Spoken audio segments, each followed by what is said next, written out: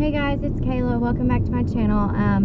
The camera is kind of shaking because it's like on the dashboard hanging up, but when I go over bumps and stuff, it kind of shakes my phone. So sorry about that, but we're on our way to pick James up from dialysis, and I thought that I would just kind of chat about a few things while I have a moment. So Christmas is coming up. I can't believe it. So I've got to get the apartment cleaned up. Basically mostly the kitchen and the living room, because I've got to cook dinner, and also, you know, opening presents and stuff under the tree in the living room. I bought a ham last week. I actually bought 2 things of sausage and a big 2 pounds of cheese to make sausage balls, but I bought them a couple weeks ago when they were on sale, and I didn't really think about if they'll ruin or not. So I'm hoping that the sausage is okay. If not, I'm gonna have to buy more sausage, because I always make sausage balls for Christmas. But anyway, so I have that and the ham. So everything else I have to buy still, which I need to get on it. Present wise, I just finished a few more cards that I'm mailing out right now at the post office, so they probably won't go out till tomorrow, which kind of sucks. But present wise, I believe we have everything. Let's see, we got a like spiral glazed ham, brown sugar. I love those. And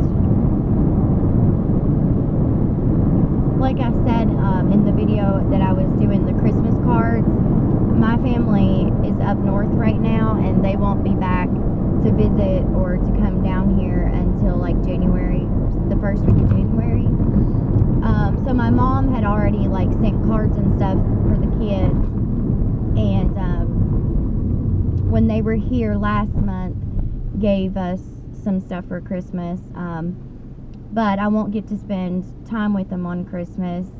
And basically, because of all the like drama that happened at the hospital, I'm not talking to his family anymore, because I don't know, like if I talked about it a lot on the vlogs of the hospital stay because of everything else, but while we were at the hospital, his family, when we were at our local hospital first, you know, the regular emergency room, I've called his family when he was getting really bad and like was out of it, and his mom came, and then we got the next day transferred to the bigger hospital in Johnson City. And of course, you know, all the family came, because at that point they were telling us that there is nothing that they can do. The surgery is too high risk. And keep in mind, he didn't have any insurance, and I think that had a lot to do with it. But anyway, so a lot of the family had, you know, showed up because we thought that that was basically it. And then basically out of nowhere, I had probably like 5 different nurse, doctor people telling me that they can't do the surgery, it's too high risk. So nobody will do the surgery at all, like anybody around. And so I thought that we were out of options. And then it was weird because like out of nowhere, his family, I guess they were up in the room with him, which he was ventilated at the time, so they would just go in the room and like, you know, stand with him and stuff, but he wasn't alert or awake or anything. He had to be ventilated because of his blood pressure bottoming out so bad and everything else. But so all of a sudden I come back in from smoking, and I get like swarmed by his mom and dad, and they're like, what are they talking about? A nurse says that you're pushing for him to be flew to Vanderbilt, blah blah blah blah blah. And at this time I didn't know what they were talking about. they had told us that nowhere would do the surgery. I didn't call anybody yet because, you know, you think that the hospital would do that for you. It's all right, we're picking him up. My husband's calling, but we're on the way to pick him up. So I really did not know what they were talking about. So I went up and, you know, talked to the nurses and was like, I just found out that I guess you guys are now saying that Vanderbilt is able to do the surgery, or someone there is saying they can do the surgery. So, you know, it kind of was like, it was weird because they kept saying it wasn't possible, it was too risky, blah, blah, blah. And then all of a sudden, now they're saying the same heart surgeon, which we actually just recently had to go see this heart surgeon because he's the closest one to us, and he had to see somebody right away.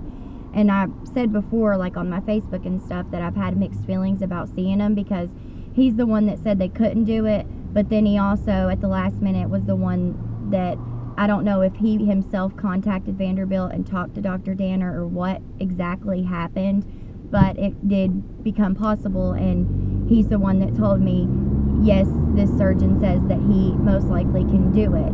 They can't 100% say they can do it because you never know. You could get down there and something totally change. Like, for instance, Dr. Danner didn't think nothing had happened to his brain, but when he first got to Vanderbilt, they did do a head CT because none of the other hospitals did. And yes, in fact, he did have a stroke. And right then, that could have been a changing factor and they not do the surgery. But he still did.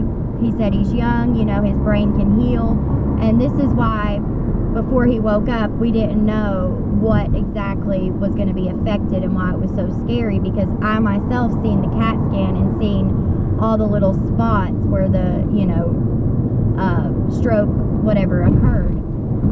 So, anyways, but while we were at our local second hospital and they said, you know, Vanderbilt is saying they can do it, the whole time his family was fighting me. We don't want him to go to Vanderbilt. That's too far away. What if he gets stuck there? Who's going to pay for him to come back here and be buried and blah, blah. And so I was nice enough. I was like, okay, you know, I like to hear all my options. Is it possible for this doctor that's saying, Dr. Siv at the time, is it possible for him to sit down and like a family consultation with all of us and explain everything? And I made that happen. So we go in a room. There's like, I don't know, less than 10 of us with the doctor, and he tells them, yes, I know I said nobody can do it, but now there's a surgeon that is. For one thing, I don't think they asked anybody. They were just saying they wouldn't do it. I don't think they contacted anybody. And when they did, Dr. Danner said that he would. He's Canadian, and when we got to that hospital in Vanderbilt, he was telling us, you know, how insurance isn't like, he doesn't really agree with the healthcare system because he's Canadian and healthcare there is a lot different.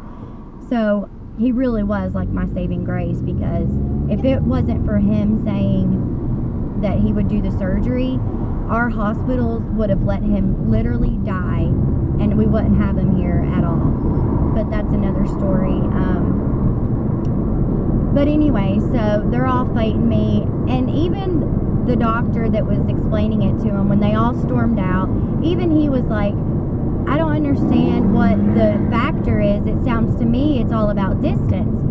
And that's what I didn't get. I kept saying over and over, I do not care if I have to transfer him to China. If that is the only choice and the only option of saving his life, that is where he will go. He would do the same thing for me.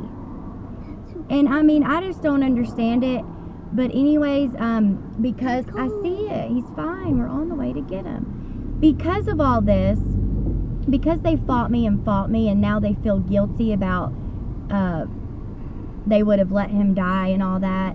Because of how they feel now, they have literally, they started all kinds of drama at the hospital. Once he was improving and getting better, they caused a big drama. They left, and they tried to tell everybody that we kicked them out. No. But they never came back. And so it's been a big, long drama. His sister got on Facebook talking all kinds of stuff about me when I saved her brother's life. I mean, I don't understand it, but I put up with this kind of stuff for about 10 years, and I'm done. And so now I'm frustrated because it's his family, and he knows how they done him. He'll never forget how they done him. But like right now, it's Christmas time. He didn't talk to them for over a month. He didn't talk to him. He still hasn't talked to his sister because she said such bad things about me and our kids. Yep, me. But anyway, so now they're pushing me out because they can't face me. And so I'm going to have to suffer by him going to their house on Christmas Eve. And I'm going to be suffering at home by myself. So I'm a little upset about that, but I understand he doesn't have very long. You know, now he's going to end up needing another heart valve soon, and it takes off years of his life. So I understand how he feels. I mean, I know he understands that what they did was wrong, and no matter what they say, they can't justify it. But just causing all the drama and everything during such a hard time in my life, like, I just can't forgive it. Have forgiven lots of stuff. And I'm not even telling you guys like half of the stuff that was said to me and my kids, and you know, I'm just kind of like shortening the version and telling it. But anyways, that's kind of like a little story time since we've been out of the hospital and I have more time to think about stuff. So what do you guys think? Do you think that I'm wrong for how I feel? I don't know. Just, it was a bad situation. Like, from the get-go, they was upset that they wasn't the ones that could make the decisions because we had been married for 10 years. So, of course, I'm the one that gets to make all the medical decisions. And he's lucky that I was, because if it wasn't for me, who knows where he would be right now. And it scares me to death. Like, if for some reason I couldn't have been there or something, or, you know, just anything. But that's kind of a little story time. Maybe another time I'll go more in depth, or if I think of other stories, let you guys know. But I'm getting ready to pick him up, so tell me what you guys think about that situation, and what would you do. And if you like Storytime videos, please hit the like button and please subscribe. I love you guys. Thanks for watching.